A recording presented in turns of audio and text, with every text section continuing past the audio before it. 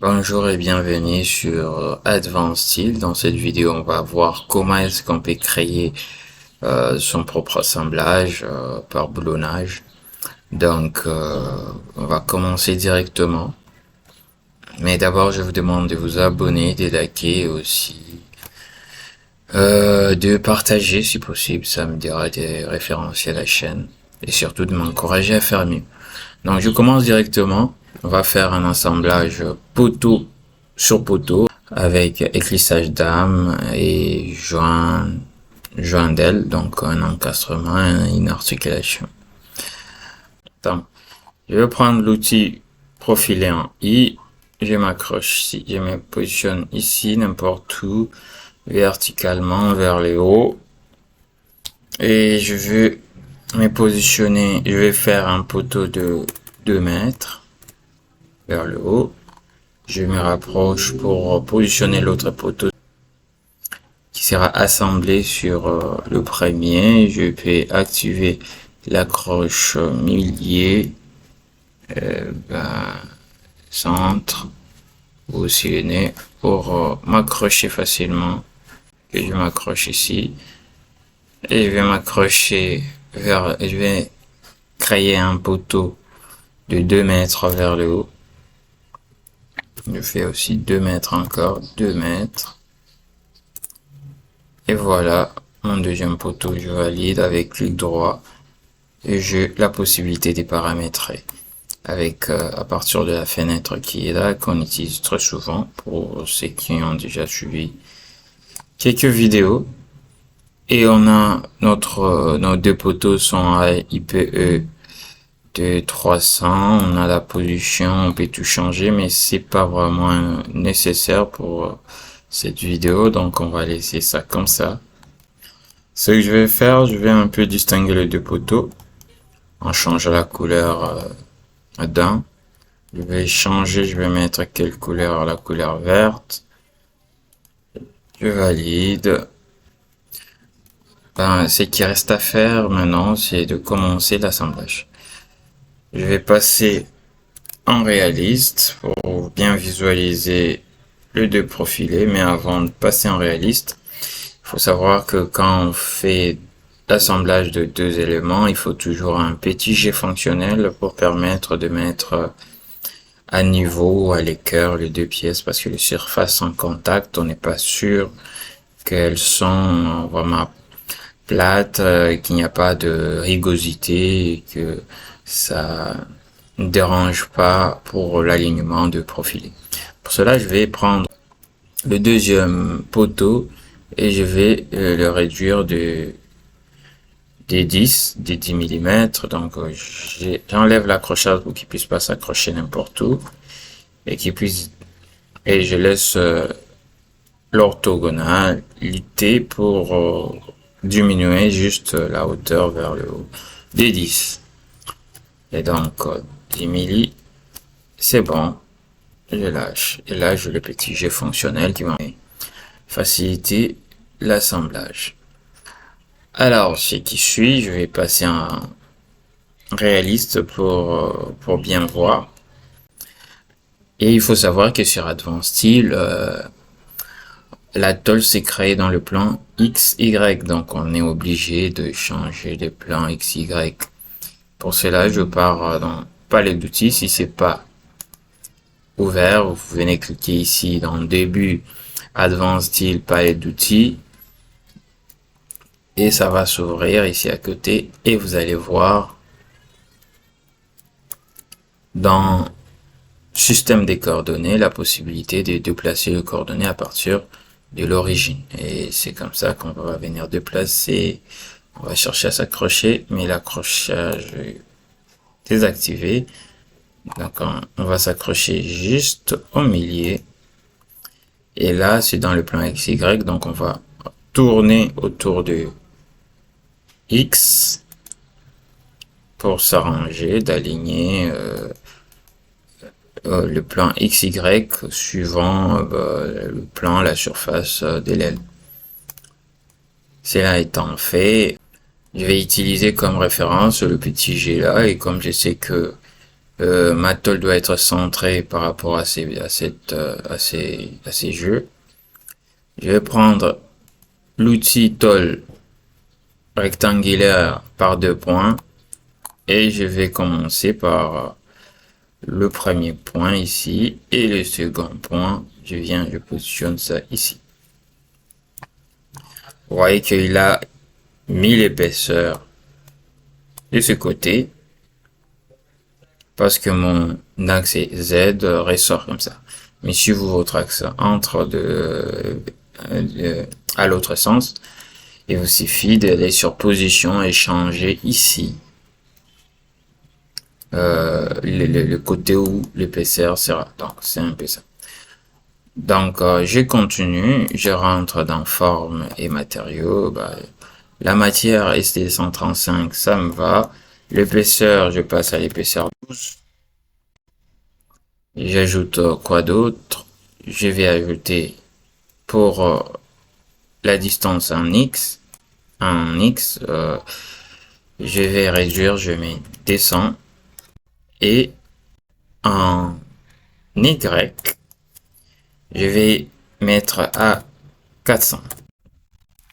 C'est valide, comme vous le voyez. Maintenant, ce qui suit, on va dupliquer, on va copier notre Eclipse de l'autre côté pour avoir des sections de cisaillement et aussi pour renforcer un peu notre assemblage. Surtout qu'ils sont de profilés de UPE de 300, donc c'est mieux d'avoir des sections de cisaillement. Alors, pour cela, on va faire miroir, on va miroiter notre élément, notre tôle, à partir du milieu du profilé et suivant un plan qui est parallèle au plan XY. Pour cela, on va aller dans palette d'outils, modifier, on choisit miroir 3D. Il nous demande de choisir d'abord l'élément à miroiter, on sélectionne, on fait clic droit pour valider. Et ici, on a dit qu'on va faire le miroir par rapport à un plan parallèle à XY. Donc, je viens ici en bas, je sélectionne le plan XY et je viens positionner ce plan juste ici, au milieu de l'aile du profilet. Il me demande si je vais supprimer la source. Non, je ne vais pas supprimer la source. Je valide. Et là, il m'a créé de l'autre côté. La suite, ce qui reste à faire, c'est de boulonner les éléments. Donc, boulonner et tout. Pour cela, je dois aller dans Objet. Je vais d'abord m'arranger que ici, dans commutateur, je puisse avoir ce que je veux, soit si c'est pour des tiges d'ancrage, si c'est pour des trous, des perçages, c'est juste pour percer. J'ai choisi l'élément aussi, mais nous on va mettre 2 boulons. Et pour placer ça, je dois aller dans objet de connexion, donc ici. Je vais choisir l'objet de connexion rectangulaire par 2 points. Je sélectionne. Et là, il me demande de sélectionner des objets à connecter, à assembler.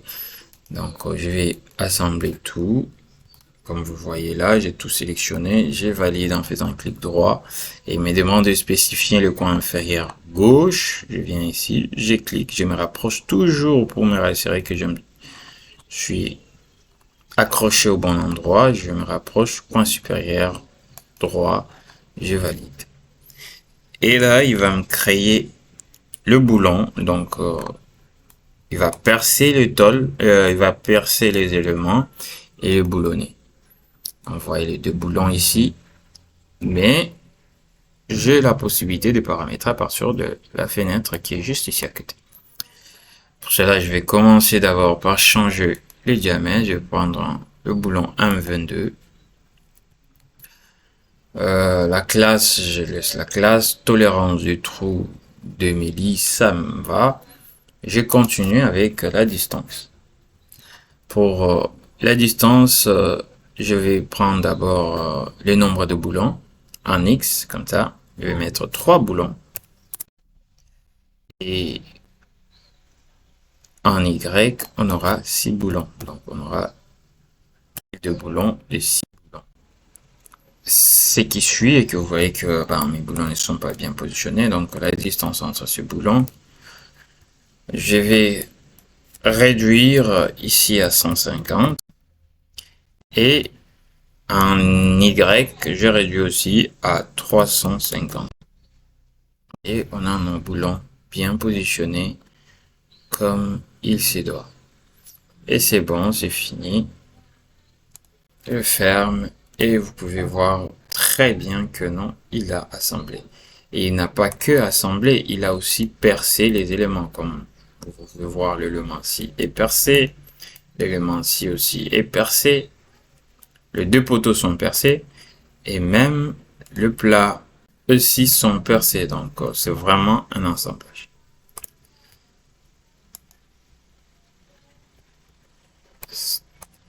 Là, on a fini, s'il s'agit d'une discontinuité de poteaux, donc un assemblage articulé, discontinuité des poteaux, de poutres, on a bien positionné, donc on pouvait être comme ça, c'était deux poutres assemblées, donc vous voyez que tout est faisable. Maintenant, ce qui reste à faire, maintenant, c'est de positionner c'est de positionner le couvre-joint d'aile et de passer de l'assemblage articulé à l'assemblage encastré. Étant donné qu'on va créer deux plats ici, on va créer un plat ici et ici, donc on va changer la position du système des coordonnées, donc on part dans palette d'outils, système des coordonnées, on déplace à partir de l'origine, déplacer par partir de 3 points, ça dépend de vous. Donc vous venez positionner un point, 2 points, et le milieu ça peut faire 3 points, mais bah, je sais pas pourquoi je suis fan de l'origine. Et maintenant je vais tourner autour de Y, et là je oriente encore mon axe Z en sortant de la matière pour orienter directement mon épaisseur de l'autre côté. Je me positionne correctement et je vais prendre encore l'outil rectangulaire, vous savez pourquoi, mais aussi la possibilité de pouvoir tracer avant de dessiner la tôle. Je vais me positionner le premier point ici, le deuxième point sera ici et j'ai l'épaisseur. Pour les joints d'aile, je vais prendre l'épaisseur des 10, la largeur des 50, des 150, ça me va, c'est égale à la largeur de l'aile, donc des deux ailes, donc c'est juste la dimension en Y que je vais changer, je vais mettre 400. Donc, là c'est bien et je valide. Ce que je vais faire, c'est de copier l'élément 6, c'est la même chose, donc je ne vais pas aller refaire de l'autre côté une autre tôle, je vais juste miroiter de l'autre côté. Pour cela, je pars dans palette d'outils, miroir 3D, et je sélectionne, ça sera le miroir par rapport au point XY, comme vous voyez le point XY, donc je sélectionne ici, et ensuite je vais positionner le plan de miroir ici au milieu, et je valide, je n'efface pas la source, et là je mets des couvre-joints d'aile. Ensuite, il faut que je puisse boulonner. Pour boulonner, je prends toujours l'outil des connexions et je me rassure qu'ici sur commutateur, il y a le boulon. Je sélectionne les objets à assembler, je clique et je sélectionne les objets à assembler, les deux poteaux et le premier couvre-joint. tel. Il me demande de spécifier et je valide. Et là, il me demande de spécifier le premier point et coin inférieur droit, et puis le coin supérieur, le coin inférieur gauche, puis le coin supérieur droit. Donc, en validant, il m'a créé le boulon. Je vais changer le type de boulon. La classe me va, le boulon c'est bon, le jeu, la tolérance ça va, dimension. Je vais prendre 2 fils boulon. La distance de 100 entre le boulon.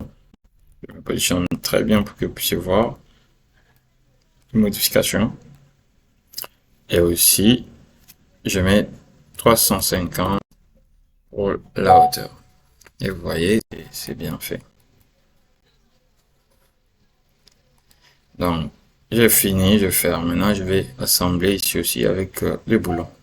La tendance serait de venir miroiter les boulons, mais je vous déconseille parce qu'il va envoyer ce boulon de l'autre côté, il va vraiment miroiter, vous allez voir, ça va se représenter comme ça, sauf qu'il ne va pas percer la partie, il ne va pas percer les éléments.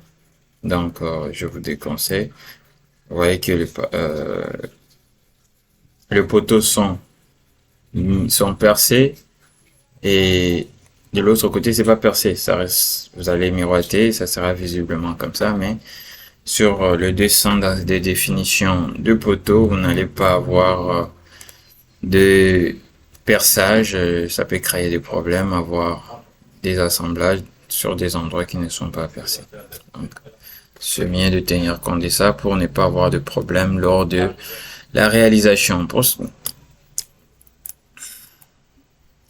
Directement, je vais créer d'autres boulons, donc un autre assemblage par boulonnage de ce côté. Et je vais prendre encore dans outils de connexion, je prends rectangulaire par 3 points, par 2 points, je sélectionne les éléments à assembler. Je fais clic droit pour valider, je sélectionne le premier point, le point inférieur gauche, et puis le point supérieur droit, et là il m'a créé les boulons. Vous voyez que mes boulons sont retournés, donc je vais les inverser pour que l'écrou soit à l'intérieur du côté des lames.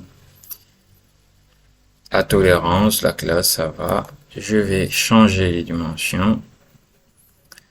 Le nombre de boulons correct, c'est juste la longueur qu'on va changer. Et l'anthrax aussi entre les deux fils, on va mettre à 100. Et là, je crée mes deux assemblages et on a maintenant un assemblage, un encastrement poteau sur poteau avec on a un assemblage poteau sur poteau avec éclissage d'âme et couvre-joint d'aile. Donc c'est fait. Merci beaucoup pour cette vidéo, pour votre attention et à bientôt. Je n'oublie pas de me présenter. Moi, c'est Coco Camoso Alain et j'espère qu'on va parcourir d'autres vidéos ensemble, d'autres astuces sur Advanced et sur d'autres logiciels de conception, robots, des classes structurales et SolidWorks. Merci beaucoup.